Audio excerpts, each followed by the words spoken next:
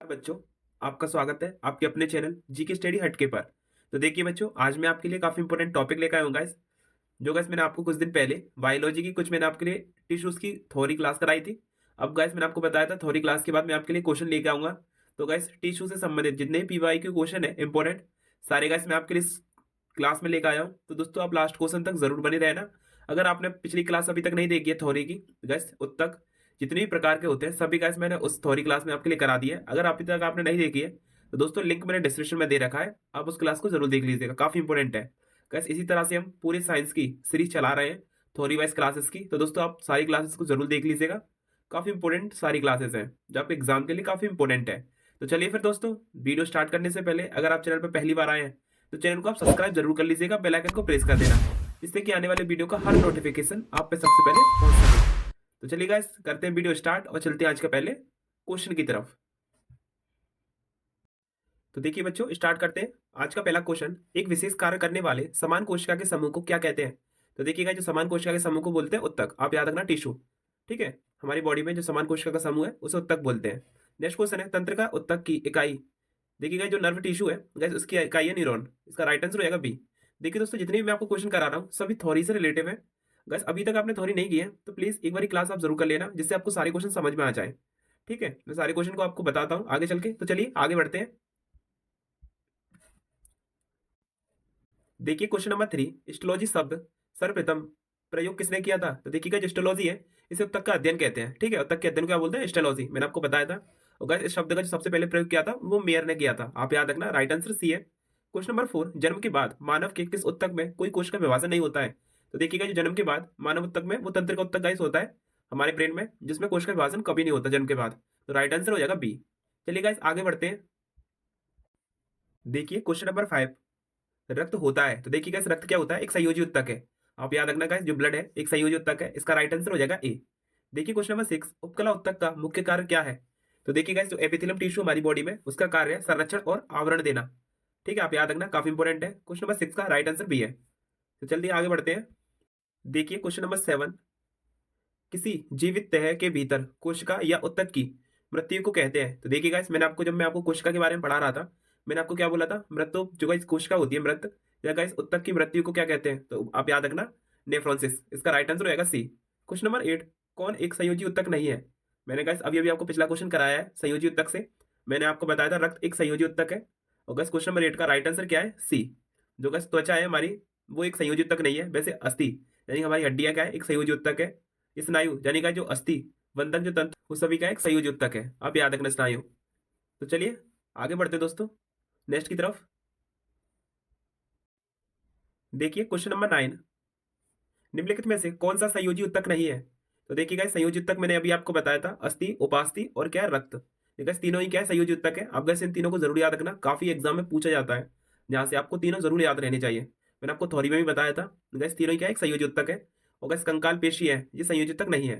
तो आपका right answer हो जाएगा डी। क्वेश्चन नंबर 10, निम्नलिखित में से कौन एक संयोजी उत्तक नहीं है? तो देखिए गाइस आपको पता ही है, वशामय उत्तक आपके लिए एक संयोजी उत्तक है। संघनन अस्थि गैस मैंने आपको बताया, हड्डियां भी आपकी क्या है? संयोजी उत्तक है। गैस एरियोली उत्तक संयोजी है। बस गैस जो हृदय मांसपेशी है ये संयोजी उत्तक नहीं है, तो इसका राइट आंसर हो जाएगा सी। चलिए आगे बढ़ते हैं दोस्तों नेक्स्ट की तरफ। देखिए क्वेश्चन नंबर 11, मांसपेशियों की हड्डियों से जोड़ने वाले उत्तक को क्या कहते हैं? तो देखिए क्वेश्चन नंबर 11 का राइट आंसर हो जाएगा सी, डेंटन। गैस जो मांस और पेशियों को, जो गैस मांसपेशियां होती है इन्हें हड्डियों को जोड़ने से कौन सा उत्तक का यूज करते हैं? आप याद रखना, डेंटन। राइट आंसर सी है। क्वेश्चन नंबर 12, तंत्रिका उत्तक में संवेदनाओं का चालन किस रूप में होता है? तो क्वेश्चन नंबर 12 का राइट आंसर हो जाएगा ए, रासायनिक मैग्नेटिक वेव। तंत्रिका उत्तक का संवेदनाओं का चालन, ठीक है, जो का संदेश का आदान प्रदान होता है वो है। तो चलिए आगे बढ़ते हैं। देखिए क्वेश्चन नंबर 13, तंत्रिका उत्तक संवेदनाओं का मस्तिष्क तक संश्लेषण किसके माध्यम से करता है? तो गाइस इसका राइट आंसर है ए, न्यूरॉन्स के माध्यम से। आप याद रखना, जो तंत्रिका कोशिका होती है, और देखिए गाइस तंत्रिका कोशिका हमारी बॉडी की सबसे लंबी कोशिका होती है, आप याद रखना। ठीक है, नेक्स्ट क्वेश्चन नंबर 14, सभी जटिल प्राणियों का शरीर केवल डैश प्रकार के आधारभूत उत्तकों का बना होता है या गैस बना हुआ है? तो देखिए मैंने आपको बताया था गैस, जो हमारी बॉडी है होती है उसमें कितने प्रकार के उत्तक होते हैं? 4 प्रकार के। तो गैस राइट आंसर क्या है? डी है। और गैस मैंने आपको थ्योरी क्लास में चारों प्रकार के उत्तक करा दिए हैं, ठीक है, फुल डिटेल में। तो चलिए आगे बढ़ते हैं नेक्स्ट की तरफ।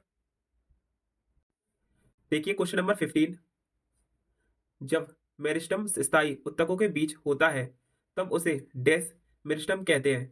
तो देखिए इसका राइट आंसर हो जाएगा ए, अंतवर्ती। ठीक है, जब गैस मेरिस्टम स्थायी ऊतक के बीच में जब डैश मेरिस्टम कहते हैं तो कैसे आप याद रखना, अंतवर्ती। इसका राइट आंसर है ए। क्वेश्चन नंबर 16, दो अस्थियां आपस में एक दूसरे से संयोजी ऊतक से जुड़ी होती है जिसे डैश कहते हैं।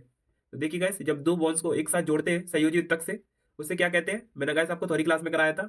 इसका राइट आंसर है वी, लिंगामेट बोलते हैं। ठीक है, चलिए आगे बढ़ते हैं नेक्स्ट की तरफ। देखिए क्वेश्चन नंबर 17, उपकला ऊतक शरीर के किस भाग में पाया जाता है? तो देखिएगा जो एपिथेलियम टिश्यू है हमारे शरीर के किस भाग में पाया जाता है? इसका राइट आंसर है सी, शरीर की बाहरी सतह और अंगों की अंदरूनी भाग पर। ठीक है, आप याद रखना, शरीर की बाहरी सतह और अंगों की अंदरूनी भाग पर, यानी हमारी त्वचा के जस्ट नीचे एपिथेलियम टिश्यू होता है। इसका राइट आंसर है सी। क्वेश्चन नंबर 18, मानव शरीर में कुल कितनी मांसपेशियां होती है? तो देखिएगा जो मानव शरीर में मांसपेशियां होती है 639। इसका राइट आंसर सी है। आप गए संख्या को याद रखना, कभी कभी संख्या पूछ लेता है आपसे। तो चलिए आगे बढ़ते हैं। देखिए क्वेश्चन नंबर 19, मानव शरीर की सबसे बड़ी मांसपेशी। तो इसका राइट आंसर है ए, ग्लूटियम मैक्सिमम। देखा, हमारे मानव शरीर की सबसे बड़ी मांसपेशी है। इसका राइट आंसर हो जाएगा ए। नेक्स्ट, मानव शरीर की सबसे छोटी मांसपेशी। तो गाइस इसका राइट आंसर है सी, स्टेपिडियम है, और सबसे बड़ी है ग्लूटियम मैक्सिमम। ठीक है, आप दोनों को याद रखना, इसका राइट आंसर है सी। चलिए दोस्तों आगे बढ़ते हैं। देखिए क्वेश्चन नंबर 21, मांसपेशियों में थकान डैश के इकट्ठा होने से होती है। तो देखिए गाइस, लैक्टिक अम्ल से इकट्ठा होने से क्या होती है? थकान होती है हमारी मांसपेशियों में। गाइस मांसपेशियों की संख्या मैंने आपको बताई दी है, 639 होती है हमारी बॉडी में। इसका राइट आंसर है सी। क्वेश्चन नंबर 22, किस प्रकार के ऊतक शरीर की सुरक्षा कवच का कार्य करते हैं? तो देखिए गाइस, जो शरीर की सुरक्षा कवच का कार्य करते हैं हमारी बॉडी का में, उसका राइट आंसर है ए, एपिथेलियम ऊतक। ठीक है, जो उपकला ऊतक होते हैं हमारी बॉडी में, वो क्या करते हैं? हमारी शरीर का सुरक्षा कवच का कार्य। इसका राइट आंसर हो जाएगा ए। देखिए क्वेश्चन नंबर 23, निम्न में से कौन सा ऊतक घाव भरने में सहायक होता है? तो देखिए बच्चों, जो गैस हमारे घाव भरने में सहायक होता है हमारी बॉडी का जो का टिश्यू होता है, क्वेश्चन नंबर 23 का राइट आंसर हो जाएगा ए, एपिथेलियम ऊतक। आप याद रखना, हमारी बॉडी में गैस कहीं पे भी चोट लग जाए, घाव हो जाए, तो गैस उस घाव को भरने के लिए एपिथेलियम टिश्यू का यूज करते हैं। इसका राइट आंसर हो जाएगा ए। नेक्स्ट क्वेश्चन नंबर 24, निम्न में से कौन सा शरीर को गर्म रखने हेतु उत्तरदायित्व है? यानी गैस हमारी बॉडी को गर्म रखने का काम कौन करता है? 24 का राइट आंसर है सी, वशामय ऊतक। तो गैस जो गैस एडिपो टिश्यू होता है, ये हमारी बॉडी को हीट प्रोड्यूस करता है, आप याद रखना। राइट आंसर हो जाएगा सी। चलिए आगे बढ़ते हैं नेक्स्ट की तरफ। देखिए क्वेश्चन नंबर 25, सेवेशियम ग्रंथियां पाई जाती है। तो देखिएगा जो सेवेशियन ग्रंथि होती है, इसका राइट आंसर बी है, स्तनियों की त्वचा के डर्मिस में। आप याद रखना, राइट आंसर हो जाएगा बी।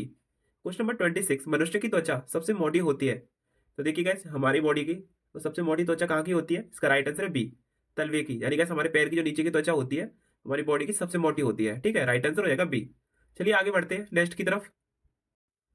देखिए क्वेश्चन नंबर 27, लेक्राइमल ग्रंथियां स्रावित करती है। तो देखिए गाइस, जो हमारी बॉडी में लेक्राइमल ग्रंथि होती है वो आंसू स्राव करती है, आप याद रखना, राइट आंसर हो जाएगा सी। क्वेश्चन नंबर 28, बुढ़ापे में त्वचा में झुर्रियां पड़ जाती है, इसका कारण क्या है? देखिए दोस्तों, यानी कोई व्यक्ति है, उसकी गाइस एक उम्र हो गई है, उसके बाद में क्या होता है? बुढ़ापे में उनकी झुर्रियां पड़ने लग जाती है।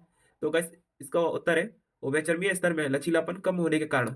ठीक है, और दोस्तों आप याद रखना, जो हमारे चेहरे पर झुर्रियां पड़ जाती है वो एडिपो टिश्यू की वजह से होती है। ठीक है, यानी कि वसा में टिश्यू की वजह से।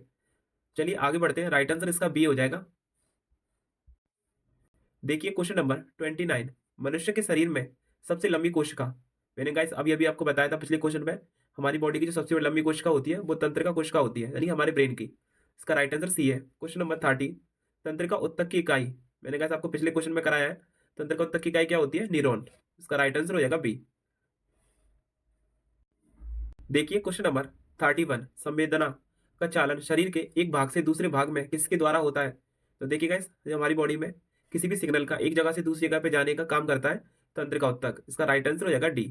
क्वेश्चन नंबर 32, लिंगामेट एक रचना है जो जोड़ती है। तो देखिए गाइस, जो लिंगामेट है आपको बताया था वो अस्थि अस्थि को जोड़ती है। इसका राइट आंसर हो जाएगा बी, यानी कि दोस्तों एक बॉन्ड से दूसरी बॉन्ड को जोड़ने के लिए यूज करते हैं लिंगामेट का। चलिए आगे बढ़ते हैं नेक्स्ट की तरफ। देखिए क्वेश्चन नंबर 33, ऊंट का कुबड़ किस उत्तक का बना होता है? तो देखिएगा जो ऊंट के ऊपर उसका कुबड़ होता है वो वशाम्य उत्तक का बना होता है, आप याद रखना, वशाम्य। इसका राइट आंसर हो जाएगा डी, ऊंट का कुबड़। क्वेश्चन नंबर 34, अब गैस इसे देख लीजिएगा, नंबर थोड़ा हो गया है। इसकी क्वेश्चन नंबर 34 है, मोटापा निम्न में से किसकी अधिकता से या गैस किसके कारण होता है? तो देखिएगा दोस्तों, जो हम में यानी कि किसी व्यक्ति में जो गैस मोटापन होता है, वो किसकी अधिकता से होता है?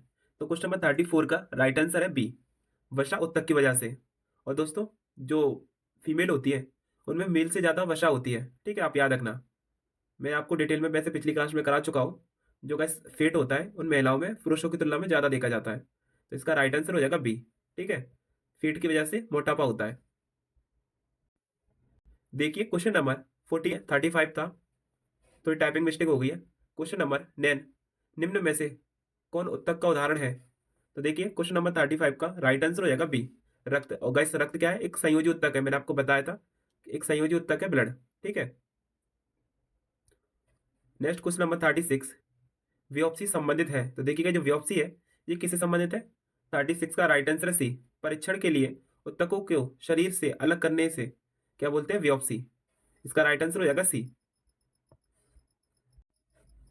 देखिए क्वेश्चन नंबर 37, मास्ट कोशिका पाई जाती है। तो देखिए जो मास्ट कोशिका होती है, वो गैस पाई जाती है तंत्रिका उत्तक में। इसका राइट आंसर सी है। क्वेश्चन नंबर 38, हेवर शियन तंत्र पाया जाता है। तो देखिएगा जो हेवर शियर तंत्र होता है, ये गैस पाया जाता है अस्तनियों की अस्थियों में, ठीक है? जो गैस अस्तनियों के अस्थियों में। इसका राइट आंसर है सी। चलिए आगे बढ़ते हैं नेक्स्ट की तरफ। देखिए क्वेश्चन नंबर 39, फेफड़ों को ढकने वाला आवरण कहलाता है। तो देखिएगा जो हमारे फेफड़े होते हैं, उन्हें ढकने वाला आवरण होता है प्लूरा। इसका राइट आंसर है बी। क्वेश्चन नंबर 40, दांत मुख्य रूप से बने होते हैं। तो देखिएगा जो हमारे दांत होते हैं, जो बने होते हैं डेंटाइन का। इसका राइट आंसर हो जाएगा बी। चलिए आगे बढ़ते हैं नेक्स्ट की तरफ। देखिए क्वेश्चन नंबर 41, उपकला उत्तक को कितने प्रकारों में बांटा गया है? तो देखिएगा जो उपकला उत्तक है, इसे बांटा गया है 2 प्रकार में। इसका राइट आंसर हो जाएगा ए। क्वेश्चन नंबर 42, कई परतों वाली उपकला को क्या कहते हैं? तो देखिएगा जो उपकला को, जो गाइस एपिथेलियम टिश्यू है, कई परतों वाली उपकला को क्या क्या कहते हैं? इसका राइट आंसर हो जाएगा बी, परतदार उपकला। चलिए आगे बढ़ते हैं नेक्स्ट की तरफ। देखिए क्वेश्चन नंबर 33, नाक और श्वास नली में कौन सी उपकला पाई जाती है? तो देखिएगा जो हमारी नाक और श्वास नली यानी कि जो ट्रेकिया है, उसमें कौन सी उपकला टिश्यू पाया जाता है? तो क्वेश्चन नंबर 33 का राइट आंसर है बी, सीलिया युक्त स्तंभकार उपकला, ठीक है? आप याद रखना, स्तंभकार का उपकला है सीलिया युक्त। इसका राइट आंसर रहेगा बी। क्वेश्चन नंबर 44, मूत्राशय में कौन सी उपकला होती है? तो देखिएगा जो मूत्राशय होता है, उसमें कौन सा टिश्यू होता है? एपिथेलियम। क्वेश्चन नंबर 44 का राइट आंसर है ए, संक्रमण उपकला। चलिए आगे बढ़ते हैं नेक्स्ट की तरफ। देखिए क्वेश्चन नंबर 45, त्वचा की ऊपरी परत किस प्रकार की उपकला होती है? तो देखिएगा जो हमारी त्वचा होती है, उसकी जो ऊपर, तो इसका राइट आंसर है बी, केराटिन युक्त परतदार शल की उपकला। नेक्स्ट क्वेश्चन है 46, उपकला उत्तक का पूर्वजनन कैसा होता है? तो देखिएगा जो उपकला उत्तक का पूर्वजनन होता है, बहुत तेज होता है। आप याद रखना, राइट आंसर हो जाएगा बी। देखिए क्वेश्चन नंबर 47, आंत की भीतरी दीवार पर कौन सी उपकला होती है? तो देखिएगा जो आंत की भीतरी दीवार है, उस पर होती है स्तंभकार उपकला। इसका राइट आंसर हो जाएगा सी। क्वेश्चन नंबर 48, उपकला उत्तक में कौन सा कार्य नहीं होता? तो देखिएगा इस संरक्षण, स्त्राव या गैस अवशोषण, तीनों ही क्या होती है? एपिथेलियम टिश्यू कार्य करती है। बट का जो रक्त संचार होता है, ये एपिथेलियम का कार्य नहीं है। तो कैसे आप याद रखना, इसका राइट आंसर हो जाएगा डी, कार्य नहीं होता, ठीक है, एपिथेलियम टिश्यू का। चलिए आगे बढ़ते हैं दोस्तों नेक्स्ट की तरफ। देखिए क्वेश्चन नंबर 49, ग्रंथीय उपकला मुख्य कार्य होता है। तो गैस ग्रंथीय उपकला होती है, उसका कार्य होता है बी, स्त्राव करना। नेक्स्ट क्वेश्चन नंबर 50, लार ग्रंथि किस उपकला से बनी होती है? तो गैस हमारी जो लार ग्रंथि होती है, क्वेश्चन नंबर 50 का राइट आंसर है बी, ग्रंथीय उपकला से बनी होती है, ठीक है? जो गैस एपिथेलियम है, ग्रंथीय टिश्यू से बनी होती है। इसका राइट आंसर हो जाएगा बी। चलिए आगे बढ़ते हैं। देखिए क्वेश्चन नंबर 51, फेफड़ों के एल्वियोली में कौन सी उपकला होती है? तो देखिए जो फेफड़ों के एल्वियोली में होती है, 51 का राइट आंसर हो जाएगा ए, सरल सल की उपकला। क्वेश्चन नंबर 52, उपकला उत्तक को पोषण कौन देता है? तो देखिएगा इस जो उपकला उत्तक होती है, इसे पोषण देता है नीचे स्थित संयोजी उत्तक। जो कि एपिथेलियम टिश्यू के नीचे क्या होता है? एक और परत होती है। तो बस उसी की बात कर रहा है, संयोजी उत्तक होता है नीचे की स्थिति में, ठीक है? तो उसका राइट आंसर हो जाएगा सी। चलिए आगे बढ़ते हैं नेक्स्ट की तरफ।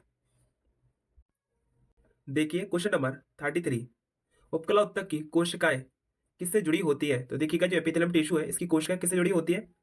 53 का राइट आंसर हो जाएगा ए, बेसमेंट मेम्ब्रेन से, ठीक है? इसका राइट आंसर ए है। क्वेश्चन नंबर 54, बालों की जड़ के चारों ओर कौन सी उपकला होती है? तो गाइस इसका राइट आंसर हो जाएगा ए, घनाकार उपकला। ठीक है, याद रखना, बालों की जड़ों के चारों ओर। देखिए क्वेश्चन नंबर 55, उपकला उत्तक किस प्रकार की कोशिकाओं से बना होता है? तो देखिएगा जो एपिथेलियम टिश्यू है किस प्रकार की कोशिकाओं से बना है? 55 का राइट आंसर हो जाएगा बी, संगत और सटी हुई कोशिकाओं से। नेक्स्ट क्वेश्चन 56, सीलिया का कार्य क्या है? तो देखिएगा जो सीलिया होती है, मैंने आपको बताया था थ्योरी में, guys, इसका कार्य होता है सी, पदार्थों को गति करना। ठीक है, इसका राइट आंसर सी है। आगे बढ़ते हैं नेक्स्ट की तरफ। देखिए क्वेश्चन नंबर 57, परतदार उपकला कहाँ पाया जाता है?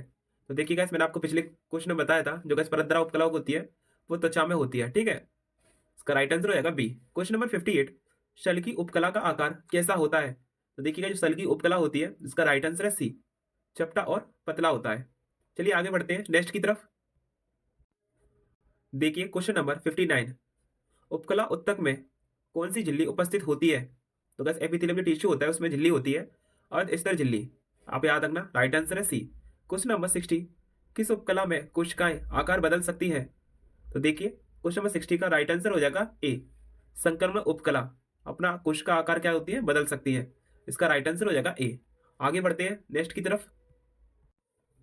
देखिए क्वेश्चन नंबर 61, उपकला उत्तक का अध्ययन क्या कहलाता है? तो देखिएगा जो उपकला उत्तक का अध्ययन होता है मैंने आपको बताया था स्टेलॉजी कहलाता है। ठीक है, और इसका नामकरण किया था मेयर ने। देखिए दोस्तों क्वेश्चन नंबर 62, और दोस्तों वीडियो का लास्ट क्वेश्चन है, कौन सी उपकला अवशोषण का कार्य करती है? तो देखिए गाइस जो उपकला होती है यानी कि एपिथेलियम, कौन सी करती है इनमें से? क्वेश्चन नंबर 62 का राइट आंसर हो जाएगा ए, स्तंभकार उपकला, जो गाइस ट्रेकिया और श्वास नली में पाई जाती है। आपको मैंने बताया था ट्रेकिया या श्वास नली। ठीक है, इनमें क्या होता है, स्तंभकार उपकला पाई जाती है। इसका राइट आंसर हो जाएगा ए। तो देखिए दोस्तों टीसी से संबंधित जितने भी इंपॉर्टेंट क्वेश्चन थे प्रीवियस ईयर हैं सारे क्वेश्चन जो मैं आपको कराए हैं। और आपको किसी भी क्वेश्चन में कोई दिक्कत आई है तो आप कमेंट करके बता सकते हैं। और दोस्तों आप वीडियो की दुआ देख लेंगे तो सारे क्वेश्चन आपको जरूर समझ में आएंगे। और अभी तो आपने थ्योरी क्लास नहीं देखी है तो दोस्तों सबसे पहले आप थ्योरी क्लास जरूर क्लियर कर लीजिएगा, जिससे कि आपको सारे क्वेश्चन समझ में आ जाए। और गाइस आपको किसी भी टॉपिक से वीडियो चाहिए तो आप कमेंट करके बता सकते हैं। तो चलिए फिर दोस्तों मिलते हैं आपसे नेक्स्ट वीडियो में, जब तक के लिए जय हिंद जय भारत।